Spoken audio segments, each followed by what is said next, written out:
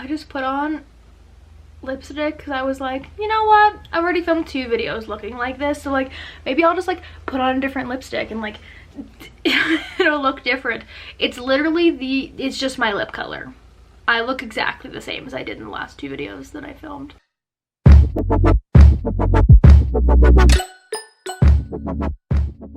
Hi, it's me again. Like I said, I look exactly the same in 2 other videos because it's the same day, so please leave me alone. But I did do a video on in-person interview tips for Disney, for all the people that have to do their in-person interviews for international programs, so I thought I would follow that up by doing a phone interview tip video as well. So if you don't know, first year you do an in-person interview, second year or third year for me, or fourth year for some people, you do a phone interview as an alumni.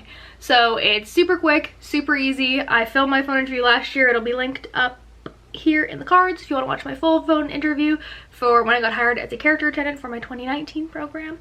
But I didn't leave any tips there. That's literally just me doing an intro and then my phone interview. So I thought I would do a few little tips. This may go against what a lot of people say. A lot of phone interview tips for the Disney college program say to dress in business casual, to like feel professional, things like that. I disagree.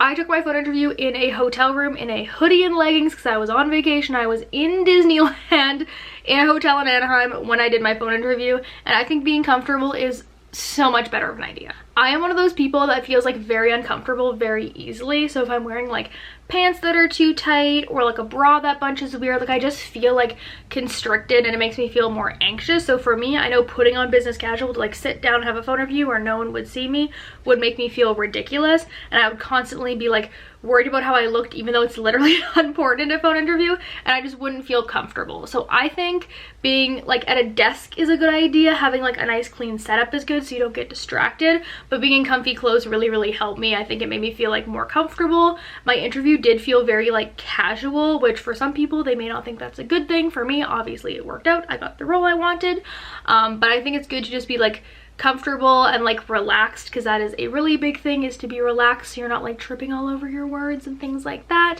A lot of people aren't used to phone interviews. A lot of people aren't used to like, you know, talking to a camera and talking to themselves like I do all day. So being in a environment that you're comfortable in clothes that you're comfortable in, I think makes a big difference. Also related to that, obviously being in a nice setup is good. I did mine on a hotel room bed, so maybe not the best setup in the whole world, but if you have a quiet area with a desk, if you're around people, let people know that you will be having a phone interview so you can kind of prepare yourself for that. The last thing that you want is like, you know, having a screaming baby somewhere in a Starbucks, or like having your parents like burst in and ask you a question if you're downstairs doing it. So letting people know, having like a little setup. I liked having my laptop. My laptop had my cover letter and my resume up on it. I had a notebook to take notes because they will tell you things like program fees if they're increased, housing, they'll ask you about police check, things like that. I also had like a little write-up on my notes for roles, so if you want me to go more over that, I could also do that too, kind of more in depth in rules and like pros and cons of it. I'm kind of working on that video as well. But yeah, having like a nice little study like setup for yourself really helps too, I think. I'd say probably have a top 5 or a top 6 roles, not just a top 3. A good example of this is because in 2018 we had lifeguard offered as a role, and then when it came to 2019, lifeguard was offered to people in the UK on the J1 program, but by the time it got to hiring Canadians, it wasn't offered for us. So I know people that would go in and they absolutely wanted lifeguard. They were only going to do lifeguard. They were going to do lifeguard again. That was their whole plan, and lifeguard wasn't offered, and their whole top 3 was thrown like out of whack.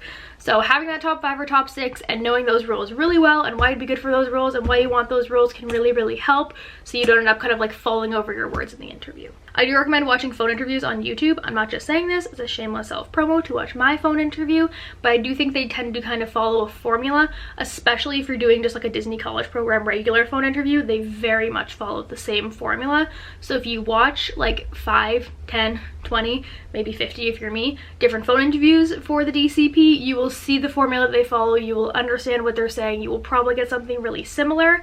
Also, you can sometimes find like the same recruiters. So if you're looking up like spring 2020 phone interviews and you're applying for spring 2020 and they've already done some of them, a lot of times you can find those people who have the same recruiters and you'll probably have an identical interview. This isn't necessarily the same for international, obviously, but they do ask a lot of the same questions. And with international, the only difference is you're going to get questions that you know anyways, like, are you okay with getting a police check? Are you okay paying for the insurance? You do know that you have to live on Disney property, things like that. You'll get asked about roommates sometimes more in the international ones too, because you do have to live like in Disney housing where you can opt out if you are an American participant. But watch Disney phone interviews, really helpful. It gives you an idea of kind of the way that they go through things. Know why you would be good for each role that you are offering. Now that you've done a program, you are probably more comfortable talking in like Disney speak, Disney lingo, kind of like the wording that Disney use. Instead of saying like, I'm good under pressure, you could use your previous like Disney role to be like, I am comfortable memorizing spiels and I'm comfortable in a safety critical position. Things like that that sound like Disney mean not only that you would be good for that role, it also means that you learn something with your time in the company and you've invested enough time into learning about the company that you probably actually care, compared to I think of a lot of alumni just apply because they can to see what they can get, but they don't like actually plan on going, if you know what I mean. So knowing a little bit more about the roles and being able to like twist it to work in like Disney wording and Disney language and relating your role to new roles can really help too. No common situations for each role. This, like I said, if you watch Disney interviews, this will come up. They will ask situational questions for certain roles. The big ones I find are in attractions. They'll ask things like, what would you do if a kid is too short to ride the ride? Have answers ready for that. Character attendant, things like, what would you tell a family if you have to take Mickey off stage? Things like that. Quick service food and beverage, what would you say if someone's food was made wrong? Things like that. General questions that you know you're going to get in that role. Be ready to have an answer to if you're interested in those roles, and then like commit to that answer.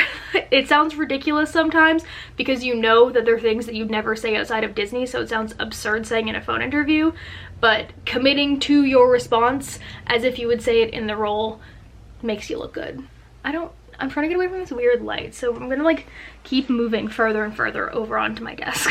Don't be afraid to ask questions. Asking questions shows that you are interested in the program, that you're interested in certain roles, things like that. You can ask questions about the interviewer, you can ask questions about the program, you can ask questions about housing. Don't be afraid to ask questions. They usually like it. The interviewers work for Disney, they're interested in Disney, they're interested in you, they want to learn more about you. So asking questions and prompting more conversation can be really helpful. My last tip is a huge one, and that is to be flexible. I think that a lot of alumni don't get offered to do their program because they are very inflexible.